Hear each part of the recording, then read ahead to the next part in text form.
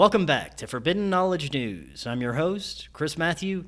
Tonight, my guest is Trey Hudson. Before I bring him on, I want to remind you that you can always get new regular episodes free on Rokfin, Odysee, and all popular podcast platforms. Check us out on Rokfin. It's where you get all our premium content, our regular shows, and all the premium content from all of the amazing creators on Rokfin. Finally, if you are reaching that gray hair stage in life, definitely check out C60 Purple Power. It may be the most powerful antioxidant known to man. I've been taking it for a little over a year and I feel amazing. You can even get C60 for your pets.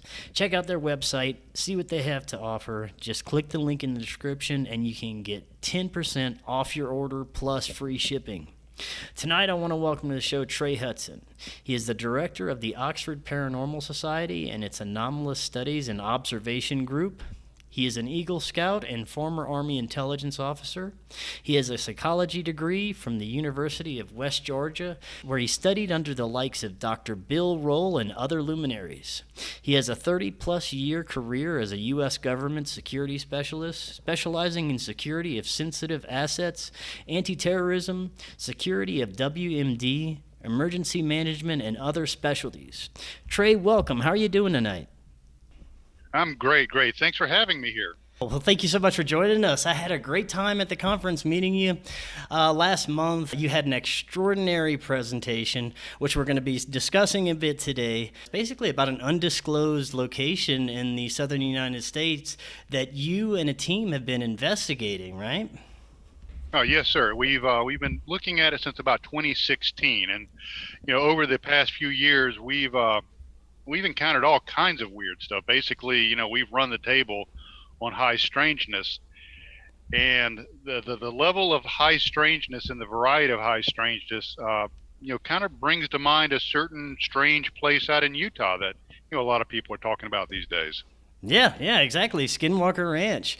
But like I said, man, the conference was great, and it was really cool. And we're about to leave to go out one night to the Night Vision Sky Watch. And the tour guide is telling everybody the rules and how to share their goggles. And you and your colleagues say, it's okay, we got our own.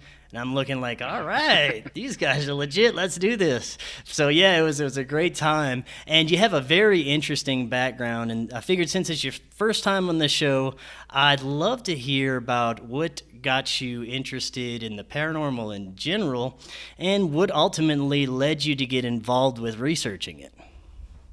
That's a good question. I'm a child of the 70s. And during the 70s, during my informative years, for better or worse, there were some really neat documentary TV shows on that had to do with the paranormal and other kinds of Fortean, things. The one that comes to mind was In Search of with Leonard Nimoy, a great TV show. And so there I was, a young little maladaptive sponge just waiting to soak up something, and here comes, In Search of. So I ate this stuff up. I loved it. I was extremely interested in it. I found it intriguing. I found it mysterious. And, I was hoping that maybe someday, if I was really lucky, I might get to look at some of this stuff myself, and here I am. And there was also another show on that was really cool, which was called Project UFO, which was a dramatization of the Project Blue Book files. And it was highly fictionalized, but was very interesting too.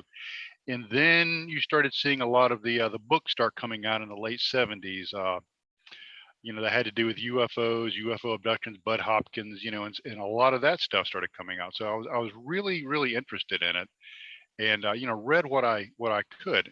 And also back in the 70s, my father was a traveling contractor. He built large projects all over the country. And that being the case, he would often travel at night going from one place to another. And one evening, he heard a radio show. And on this radio show, they were interviewing an author about his new book. Well, it turns out that author was Brad Steiger. And the book was The Gods of Aquarius. And he bought that book and had it shipped to the house. And he read it and then passed it on to me. And, like I said, like a weird little sponge, I just devoured all of that and really, enjoyed the way Mr. Steiger looked at some of this stuff that was going on. And years went by, and I actually was able to acquire an autographed copy of that book for my own library. So, that kind of primed the pump, if you will. And then I went off to university, and I attended a university that is well known for its humanistic and transpersonal psychology department. That was what my field of study was psychology with a minor in anthropology. And there I had the opportunity to study under people like Bill Roll, the famous parapsychologist, Don Rice, Mike Ahrens, who was a student of Abraham Maslow. Some of these really, well-known, very high-powered psychologists. And I ended up being branched as an Army intelligence officer, and I was commissioned. I was trained at the U.S. Army Intelligence Center and School there in Fort Huachuca, Arizona, and came back and went into the U.S. Army Reserves as an intelligence officer, and had an injury, ended my military career. So I went to go work for the Department of Defense, kind of doing the same thing. And like a lot of things, life gets in the way of living. We just don't have the time to do what we want to do. Starting a career, starting a family, kids, and all of that. In 2008, I discovered a local paranormal group here in this little area where I'm at, and applied and was accepted, much to my chagrin. And did a lot of standard paranormal investigations. And the founders of the group felt like they needed to step away, have a little bit of a breathing room, a little more personal time. And they handed this paranormal investigative group over to me. It just gave me this whole organization. A few years later, the standard haunted house requests, queries, requests for investigation started to really dry up. So I decided I would cast a wider net. I would start looking in places other than haunted houses and haunted stores and things like that. And I stumbled across something really remarkable in my quest to expand my horizons. And that's what eventually turned into the Meadow Project. That is so awesome. Now, for the audience, the Meadow is a completely undisclosed location, and you probably don't have any plans on disclosing where it is anytime soon, right? That's correct. And I'm going to go ahead and issue an apology here. That was a decision that I did not take lightly. I really thought about it when I wrote the book. And I looked at some other areas of high strangeness throughout the country that have been disclosed. And these areas have absolutely been mobbed by curiosity seekers. Now, they've also been the subject of some serious researchers, but they've also been mobbed by people, looking for a quick thrill. And that makes it almost impossible for the real researchers to do their work. So I do disclose a location to other researchers. There's a talk to a well-known researcher, a couple of well-known researchers this week who know the location. But I'm not going to throw it out there to the general public because I think this area is so unique and is so powerful that it deserves an opportunity for us to study it absolutely as long as we can without any encumbrances or any distractions or any distractions or difficulties. Yeah, and I can completely respect that. In fact, I think that that's actually a good idea until you can get maybe a better grasp or at least a somewhat of an idea of what could be going on there, just to rule out any dangers or anything like that. But could you give us any details at all about how you came across the location, about how you found it? Did someone clue you in on it or anything like that? Well, that's a great question. One thing I am absolutely pleased to disclose are our experiences. That's the world's story. That's not my story. That belongs out there for people to look at and ponder and perhaps be enlightened themselves. How did we come across this? I talked about how we started to see a downtick in standard haunted house calls. So I decided I would start looking elsewhere and start digging into folklore. And one thing as a paranormal investigator, and I am primarily a paranormal investigator, I've kind of stumbled into ufology and eventually became a field investigator for MUFON, but primarily my roots are as a paranormal investigator. And what we do is follow the folklore. Look at the folklore. What, is there some stake that's causing that sizzle? Is there a little bit of flame causing that smoke? And I found some folklore about a haunted road in this area where the meadow is. And the locals would say, don't go down this haunted road. The ghost will come out at night and scratch the side of your vehicle. And people have gone insane there. Don't ever go down there at night. Well, that's like waving a red flag in front of a bull. So where do you think I'm going to go? Hell yeah, I'm going to go there. So I finally was able to get some people to go with me one weekend. One of the individuals you met was Bob Wilson, who is known from the TV show Bigfoot is Real. He's a friend of mine and fellow researcher. And we went to this location. And team member and I went down to the haunted road. Bob stayed back at base camp.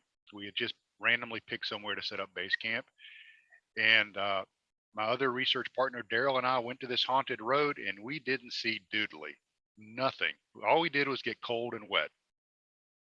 But guess what we found when we came back to base camp? Bob had had a unique UFO experience. He had been sitting at base camp. It was a cold winter night, drinking coffee and pondering his existence and thinking about the world. And as so often happens when one has too much coffee, you have to do something with that excess coffee. So he got up and stepped behind the tents and was taking care of his personal business. And he's looking up and kind of feeling sorry for himself about the drizzly, icky evening. And he saw a bolt of lightning come down. A white beam or yellow beam come down and hit the ground, several hundred yards in front of him. And he's like, oh my goodness, the storm is going to get worse.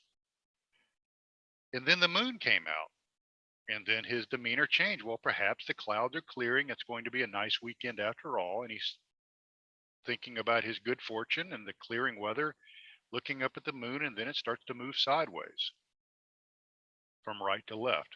Now, I don't know about what part of the country you're from, but in this neck of the woods down here in the south, the moon doesn't move sideways unless you've had some moonshine, and then maybe it will. But Bob was absolutely sober this evening. That's a joke. Y'all can laugh at that out there in radio land. So Bob's watching this moon traverse from right to left. It goes a short distance and it stops, and then it's hanging in the sky in its new location. And a very small dot appears in the middle of the moon. And then it gets larger and larger and larger, like the iris of a camera, filling up this moon. So all that he's left with is a circle of light, like the necklace of diamonds effect during an eclipse, and then it winks out. So after that, we decided there's something unique about this location, and we're like, yeah, forget about that haunted road business. We're not going to waste our time here. Something's going on here that's really cool, and we decided that should be the location of future investigations, which it turns out that was a really, really, really good decision. We went back a few months later and decided that we were going to kind of scope that area out and see if we could find some areas that would be set up really, really good for research. And we found about a quarter of a mile from our base camp, a big field, a meadow, a clearing. Imagine a pristine mountain, meadow, very beautiful, very pristine. And it really appealed to us for several reasons. Number one is it being a big open space. If anything moved from it, like a cryptid, Bigfoot, Sasquatch, anything moved through it, we could track it. We could see its imprints across the grass, in this meadow. Number two, at night, we can set up on the periphery of it with our equipment, and you got to experience some of the equipment we have. And anything moving across that open space, we would be able to detect and record. And item number three is to the south of it is a high ridge. And we would be able to have people up on this high ridge looking down into the meadow. And once again, they would be able to see anything moving through it. So we thought this would just be a really good place for us to set up and do our research. And so that's what we decided to do. And it just gets, stranger and weirder and more bizarre from there. Right. Now, for the audience, could you talk about some of the equipment that you brought with you to use there? Oh, yeah. We try to bring quite a bit of equipment. Sometimes with a little too much. You have to decide what what to take out with us. But there's different phenomenologies that you can detect, and you have to kind of narrow it down on what you're trying to look for. Some of the main things we use is these wonderful devices that everybody has on their hip right now. It's called a smartphone, and it has a camera, a video camera, and a tape recorder or a digital recorder. Wonderful piece of equipment. So we all usually use, have that with us to do audio recordings and things like that. We can also record still photographs or video during the day. At night, we use night vision cameras with IR capabilities. We use FLIR thermal scopes, which detect heat signatures, which have turned out to be probably the most valuable piece of equipment we've used. And then we also use various types of night vision equipment, like you got to play with last month, the ANPVS-7 night vision goggles, and also the Psionics digital night vision scope and video camera. Yeah, those are So, great. and we carry, those are more of our detection equipment, and then we take other devices to measure empirical things, tri-field meters. We like the TR2 tri-field meter is a really good piece of equipment. We also carry Geiger counters because we've had some really weird radiation anomalies in this area during our research, which, as it turns out, little tiny radiation spikes are starting to be recorded, and I'm hearing about other areas of high strangeness. So that's just some of the some of the things that we take out with us. And I'm sure that your military background gives you a unique perspective and idea of what to bring and what to do equipment wise and safety wise, right? Yeah, we run our operations like a military operation. And it's not that we're a military or paramilitary thing. It's just that the military way of running these kind of operations in the wood works. You have a definitive chain of command. You have teams with assigned tasks. You have a radio net control. Everybody has radio communications. Nobody moves without permission. Everybody knows what their job is, and just as important, they know what the job of their adjacent teams are. So it works for us. And before we go out, we publish a operations order, like a military op order. So everybody's very clear on what the goals for the weekend are, and it seems to have worked pretty well for us. Now, when it comes to some of the high strangeness that occurs in that area, like you were saying earlier, it's very similar to locations like Skinwalker Ranch, but from some of the things that I've heard about and that you've talked about in your presentation and that I've seen from your presentation, man, this place is spectacular. It has portals, Bigfoots, UFOs, anomalous lights, all kinds of spectacular stuff. Now, we talked about your first kind of experience whenever you got there, and you and I discussed, along with your presentation, that you've had some electromagnetic anomalies, some equipment malfunctions, things of that nature. Was that some of the first things that you really kind of started noticing?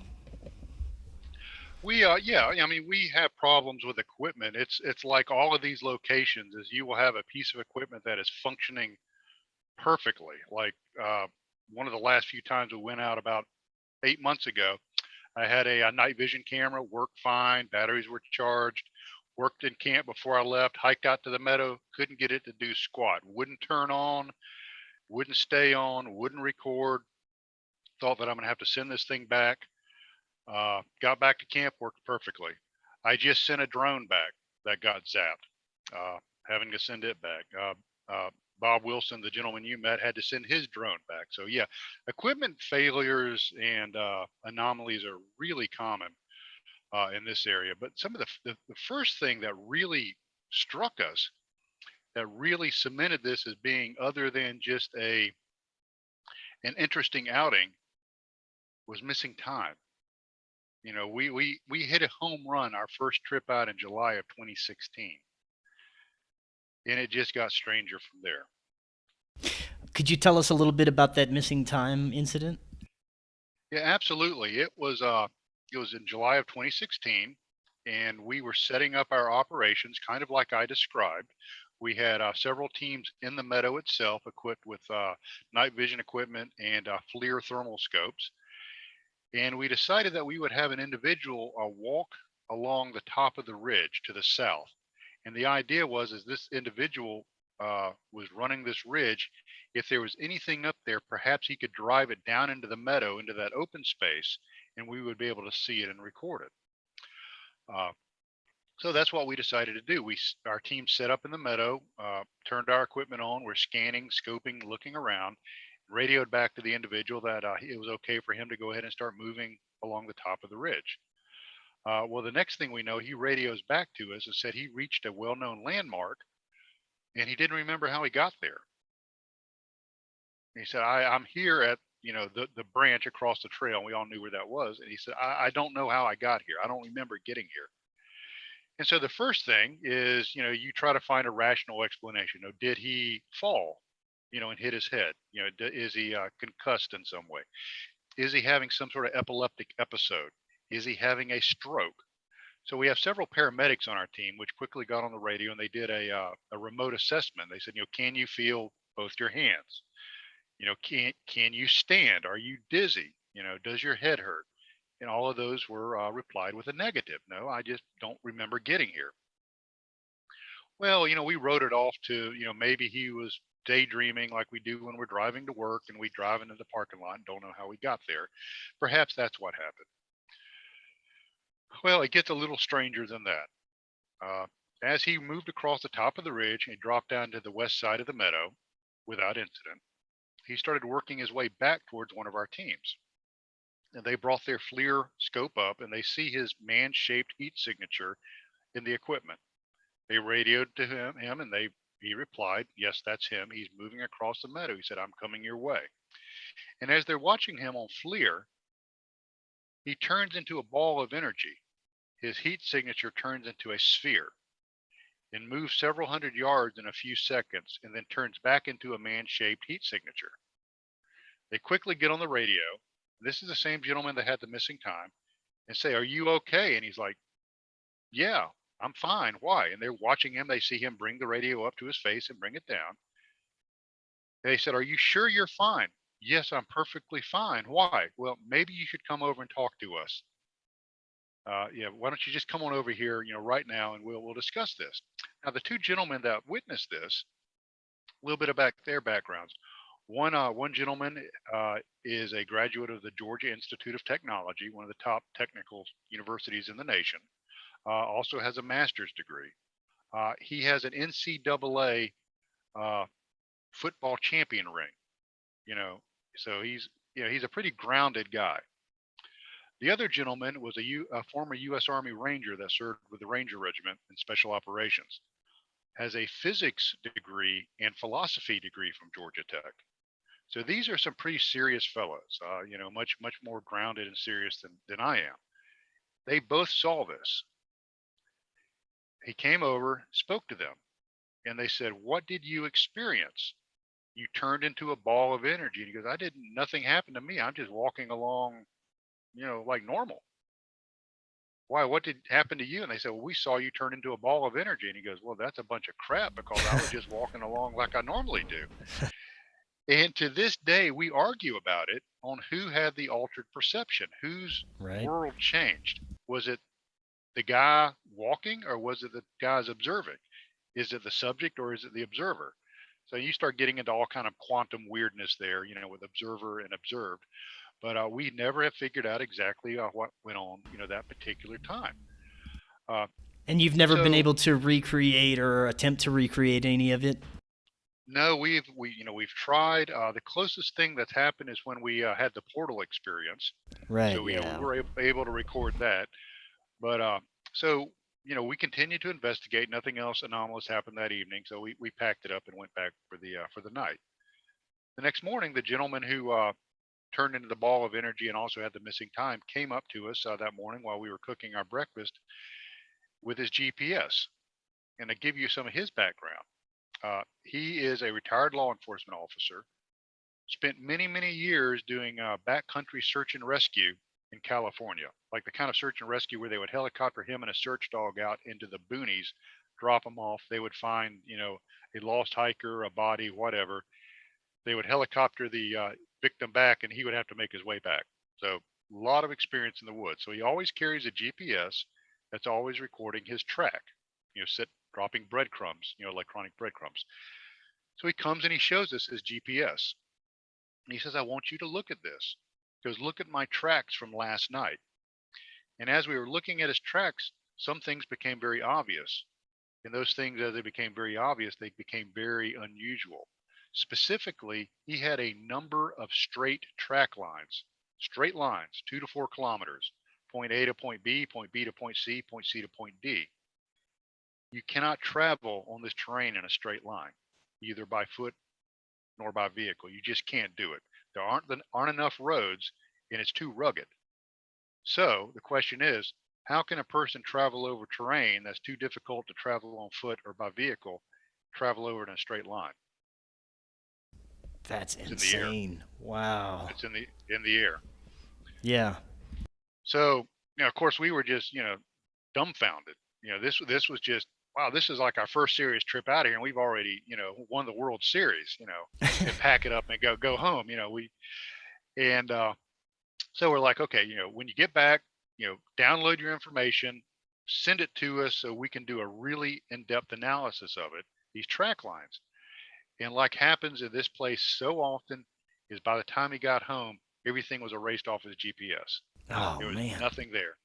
But the cool thing is we had several witnesses and that will sign affidavits that they saw these track lines on his GPS.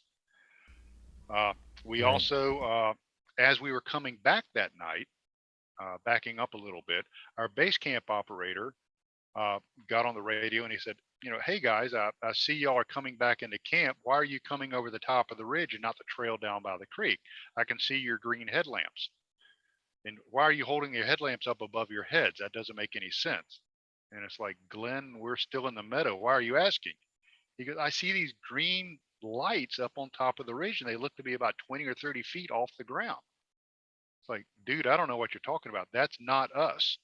You go back and you look at the history of this area, and orbs, strange lights in the forest are all over the place. I mean, it's just that weird area.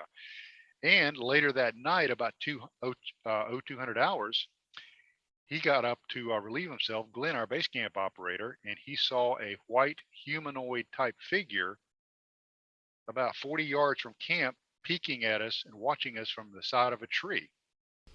And he went to wake up another team member to get her up with her FLIR to see if they could figure out what this thing was. And by the time she got up and got her equipment into operation, it was gone. The folklore of this area talks about a white humanoid figure that's been recorded all the way back to the 20s. So, all of these things that are, part of the folklore of this are all starting to ring true. And this was just your first night. This is like paranormal Disneyland. Oh yeah, it was.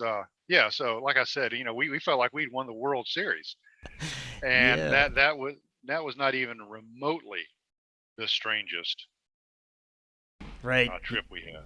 Oh man, yeah, that's awesome. And some of the other presentations that were held the same day as yours, it was pretty much like a high strangest day. The Blind Frog Ranch was talked about, Colorado Ranch, all these other places near Uinta Basin, Skinwalker Ranch. So it seems like a lot of these places have overlapping events. From the presentations that I've heard, it was pretty amazing. Some of the Bigfoot creatures were the same. I heard Katie Grabowski from the Colorado Ranch talking about white fuzzies.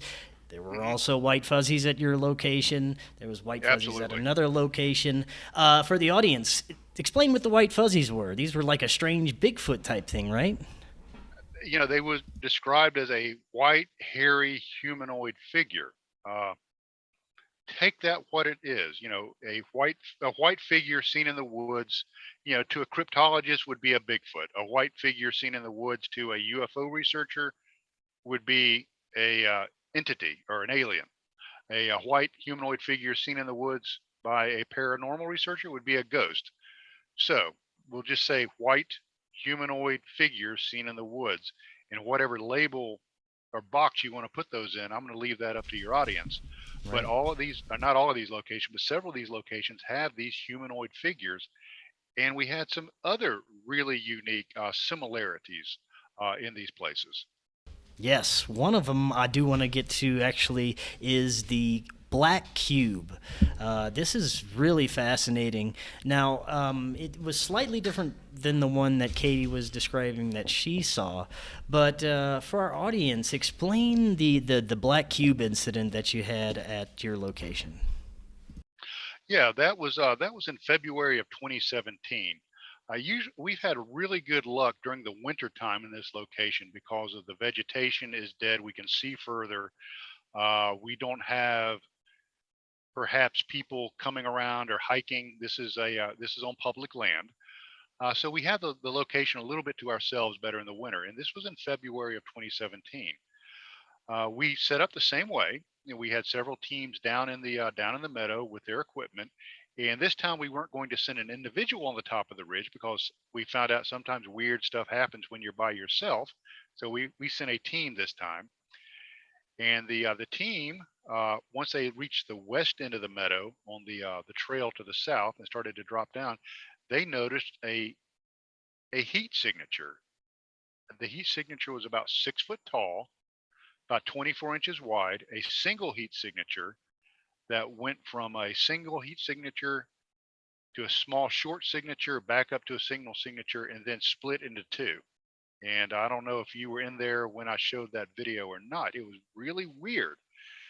So, Yes. we quickly radioed, who's down there?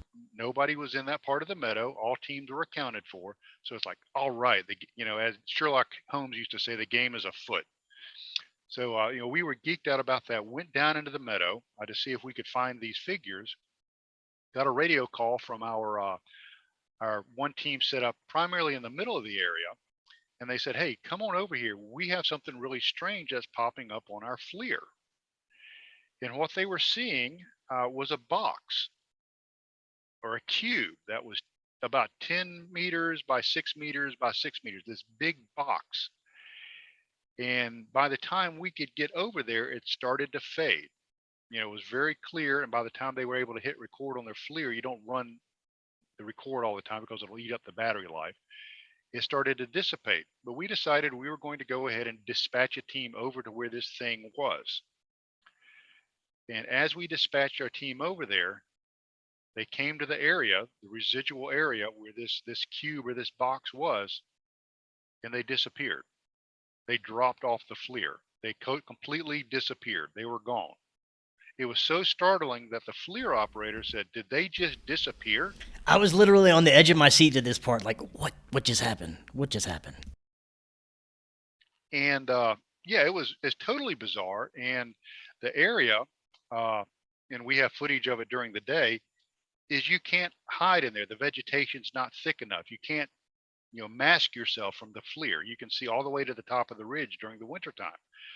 But yet our team members disappeared.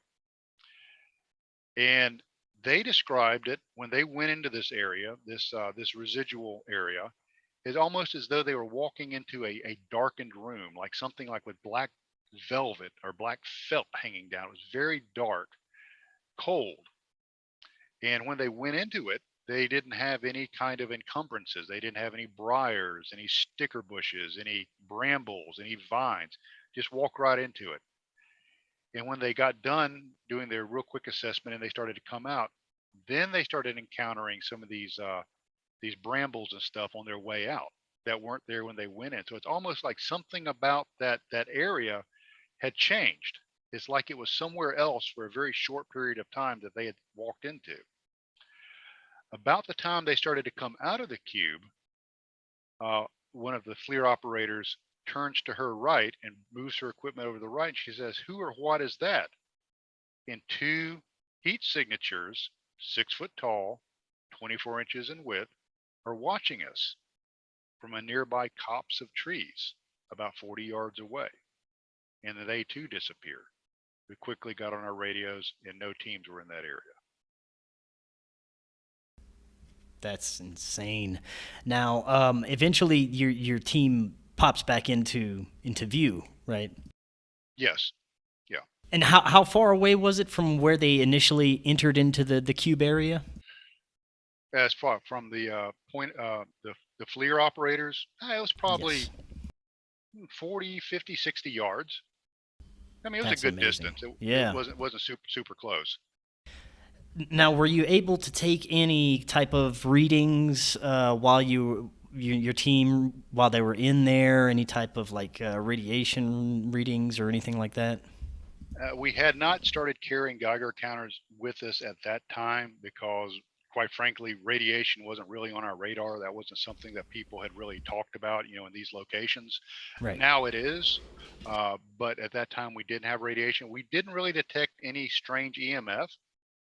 Uh, Unfortunately, while you're trying to do this in the moment, there's only so much equipment and stuff you can monitor.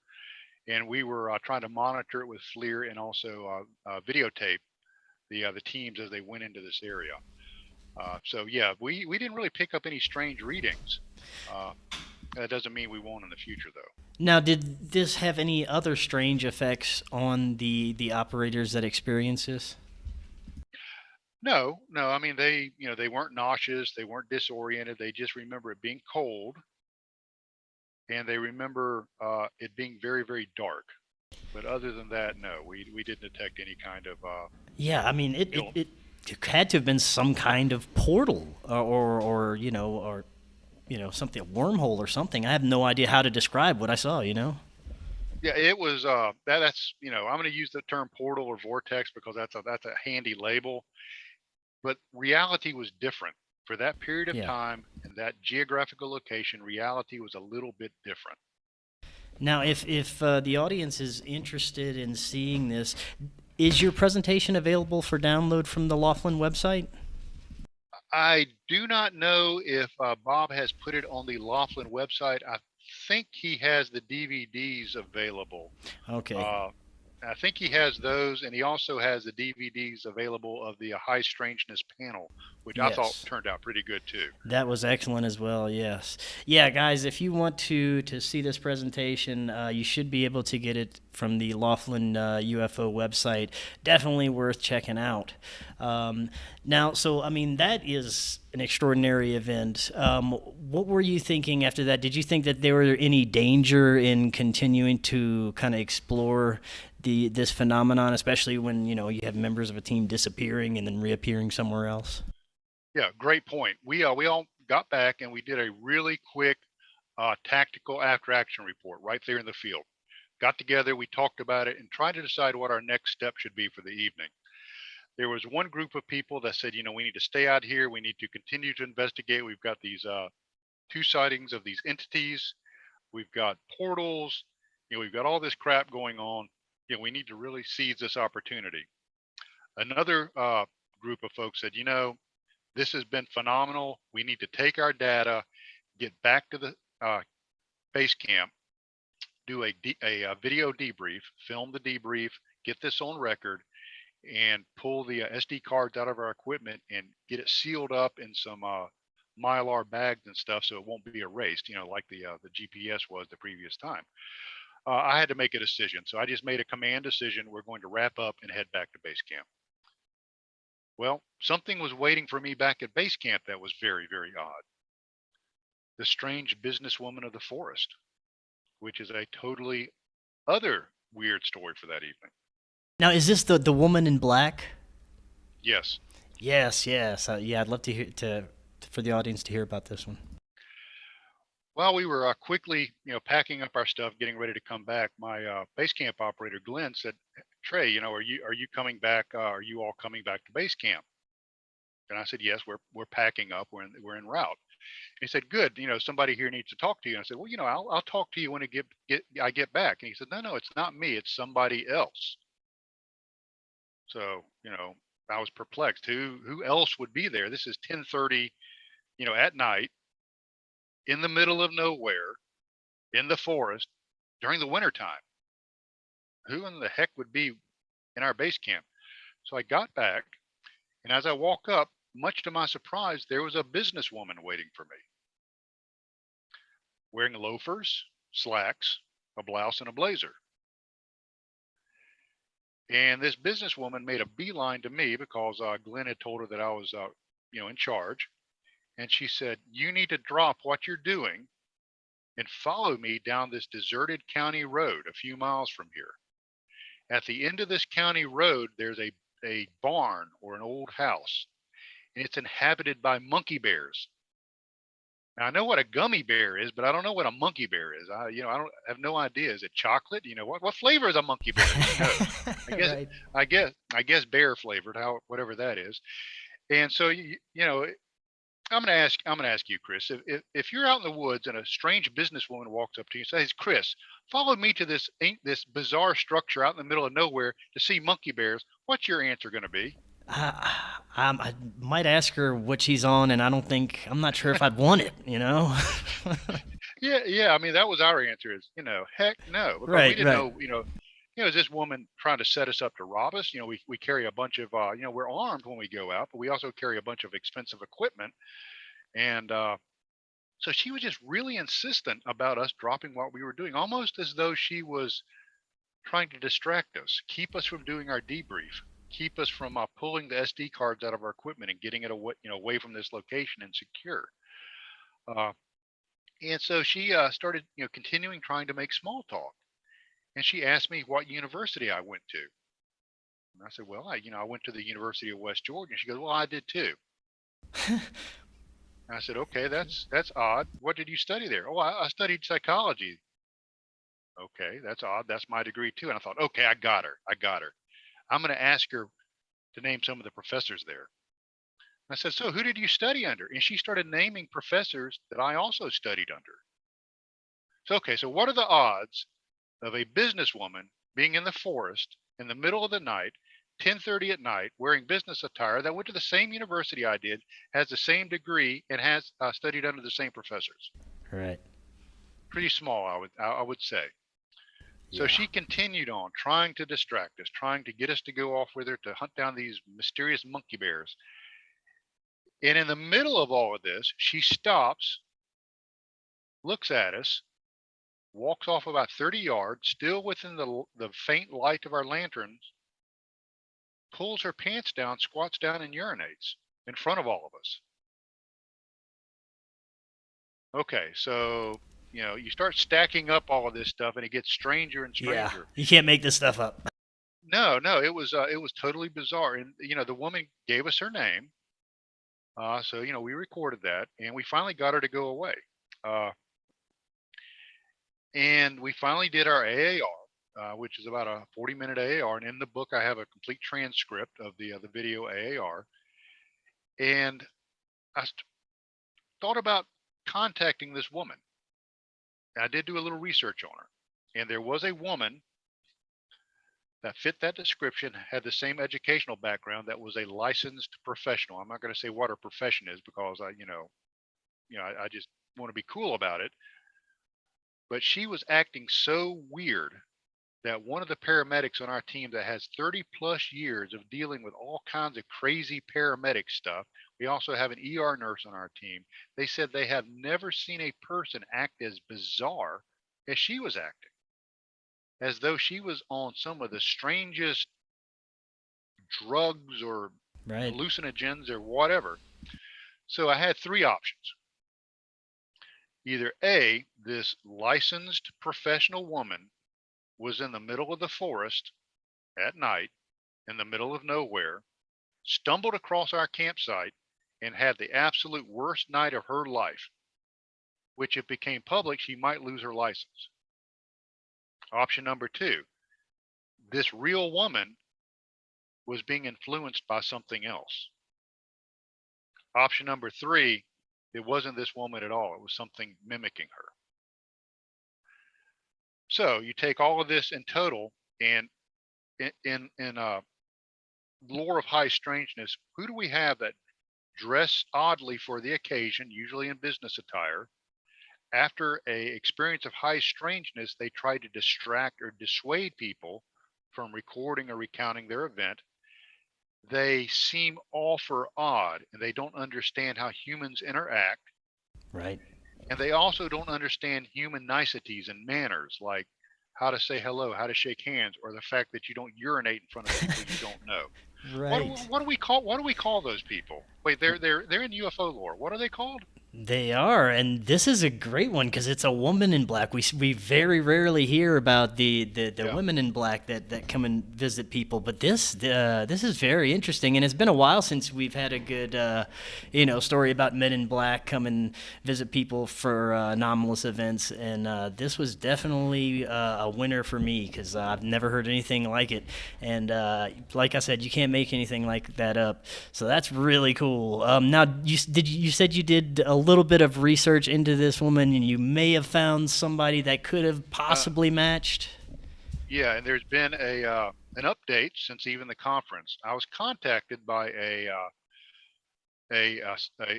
person in the same field that she's in, and this person is currently resides in Istanbul, Turkey, and went to the same university I did.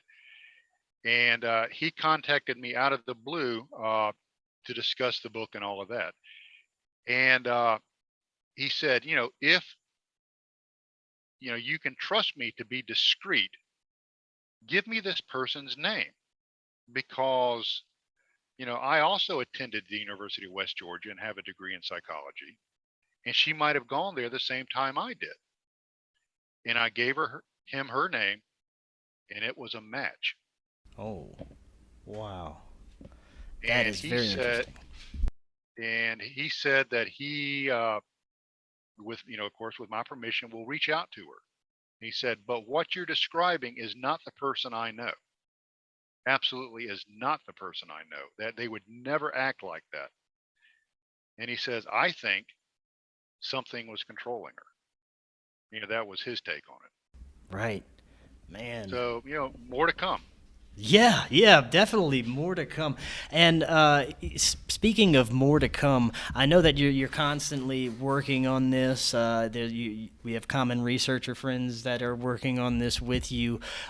Is there anything that the general public can look forward to with any upcoming information about this location? Any further information? Yeah, I mean, we are constantly researching this place. And as a matter of fact, we're going out in 2 weeks. We're going back out there. We hope to be able to put a two-person team in the meadow itself overnight with some equipment and see what happens. Could be really cool, could be a complete bust, or could be really bad. We don't know yet. So if we have the personnel that show up, and have the equipment and the experience, we're going to try to put a team out there. But we are going to go back and do research here in a couple of weeks. We have been expanding our area of research out a little bit from the meadow. We've done some research on areas. One of them was about 7 miles away that we had to cross country hike to get to. And we have another area that's about 4 miles away. And we had some pretty cool UFO sightings back in February at what we call Stevens Lake. Some really cool UFO stuff. So we're continuously adapting and changing our research. I talked with a fellow researcher about geomagnetic anomalies, and so he gave me an idea of some things to try. So we're constantly researching, we're constantly trying new things, and we're continuously trying to nail down what's going on out there. Coming from various disciplines, we've got a bunch of tools in our toolbox. So we use best practices from the paranormal world, the UFO world, the high strangeness world, to try to get to the bottom of it. Now, I've had some of the common researcher friends that we have that research areas like Skinwalker Ranch, Uinta Basin, say that them themselves have experienced sort of like spiritual attachments or some kind of attachments from these places that they've been researching. They'll go home and have start strange activity start occurring in their homes or somewhere that they frequent. Has this happened to you or any of your team members? Not so much with my other team members that they've told me. Now, I have had one incident where, this sounds kind of minor, but it was a small flashlight that I put on the desk, right where I'm sitting right now. It disappeared, and I looked all over for it, thought I had dropped it, thought it had rolled off the desk. I was packing up my gear for an outing, and then it reappeared exactly where I placed it. But that was about I mean, that's weird enough. But that was about the only thing that's really, has happened. Nothing malevolent, nothing, too terribly disturbing has, ever attached itself to us. So I guess maybe either, we're lucky or we're doing something maybe a little bit different that, Right. Yeah, that somehow is the doesn't. one thing that I've noticed is kind of different. That a lot of these places seem somewhat dangerous. Some places experience frequent animal mutilations, cattle mutilations. I've had some friends get injured out in places like these. Some malevolent feelings of dread or despair come over people. Yep. But from what I hear, it's just kind of these phenomenal, strange occurrences that don't seem to be harming anyone, right? No, not that we know of. We did have one of our researchers died, and that was, for something we believe was totally unconnected. Right. We did have one of our researchers last year had to be medevac. He started having a very high heart rate, but he had a medical history of that. So we don't know if it just happened to be coincidental or if being out there triggered it. But he had to be medevac, spent the night in the hospital. So you know, is that causality? I don't know. Causality doesn't always make correlation. Right. Now we've touched on some of the major happenings, the portals, the black cube, the missing time, the woman in black, some of these strange beings that you're seeing, UFOs, orbs. Is there any other profound activities that you've witnessed or experienced out there that you think is of importance that the audience should hear about before we close out tonight?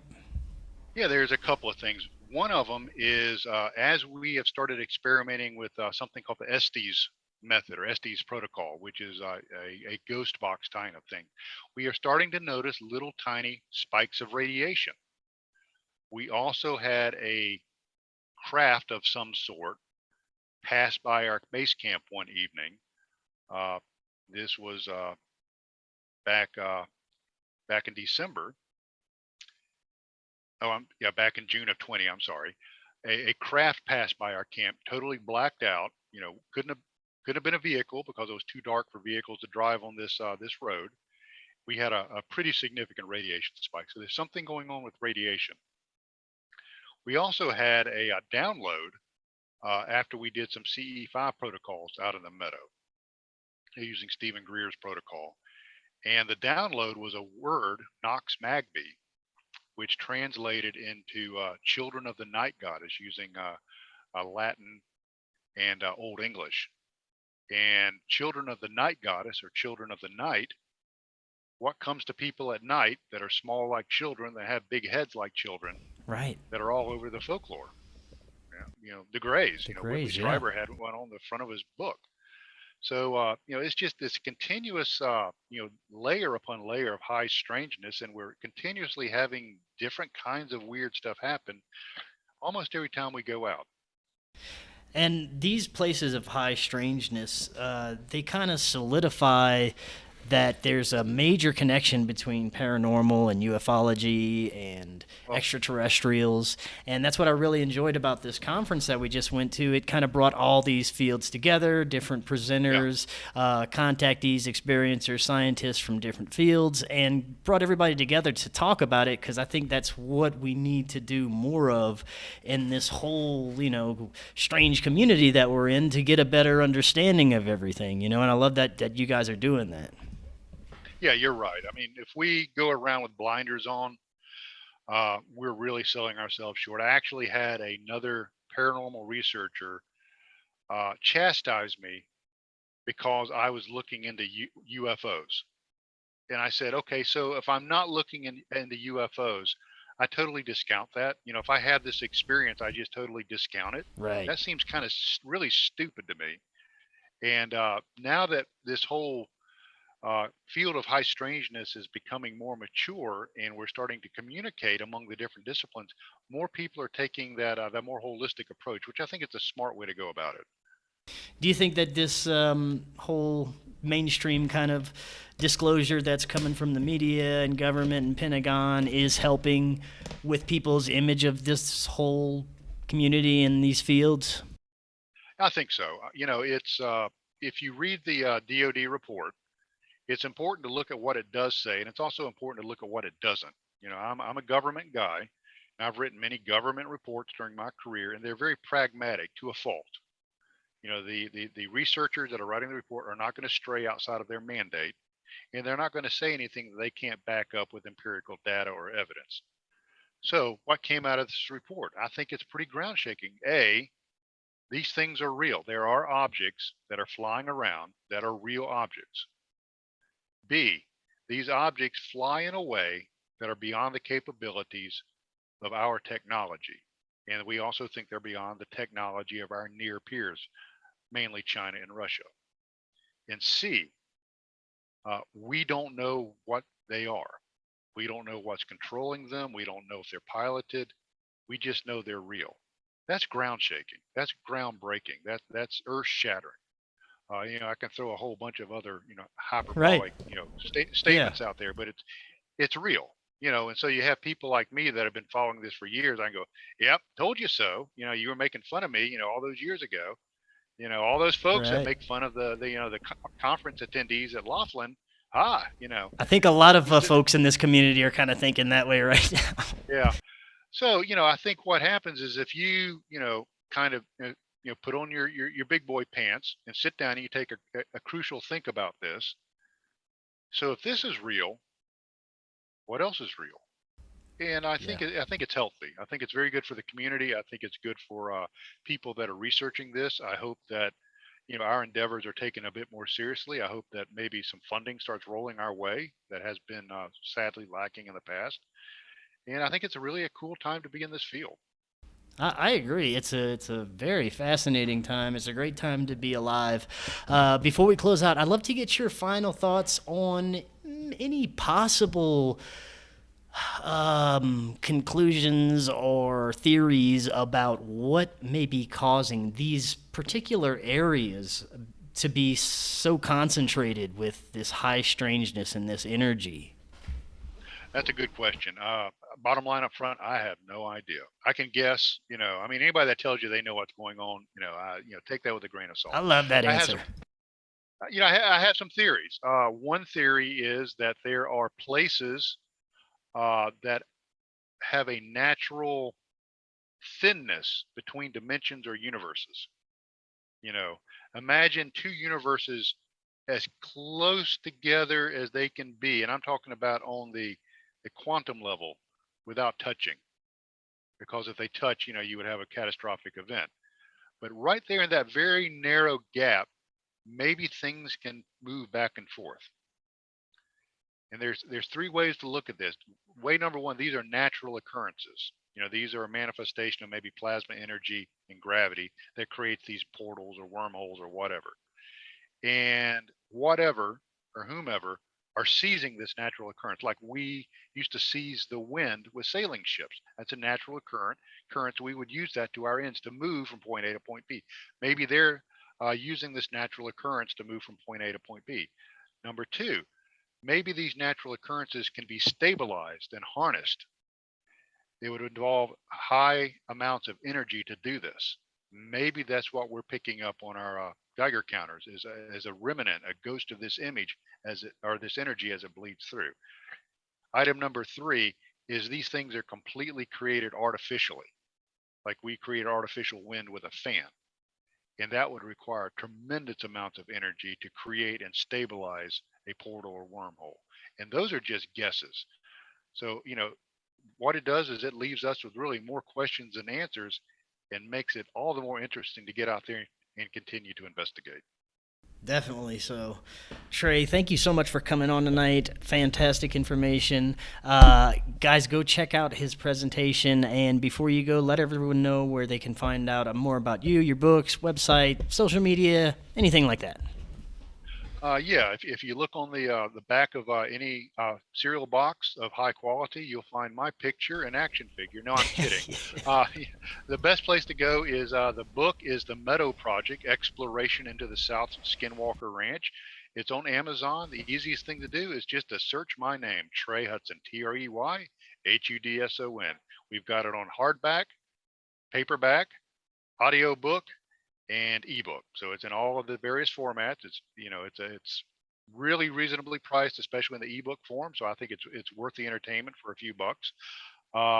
Best way to contact me or to find out what's going on is go to Trey Hudson author on Facebook, or my original paranormal group, which also has a division that investigates this stuff, is the Oxford Paranormal Society. You can go to our Facebook group and come and hang out there. Awesome. Trey, thank you so much for coming on. And I'd love to have you come back on and give us some updates in the future as things progress with your research. Yeah, Chris, happy to do it. Awesome. All right, Trey, well, you have an excellent rest of your evening. And until next time, everyone, have an excellent evening.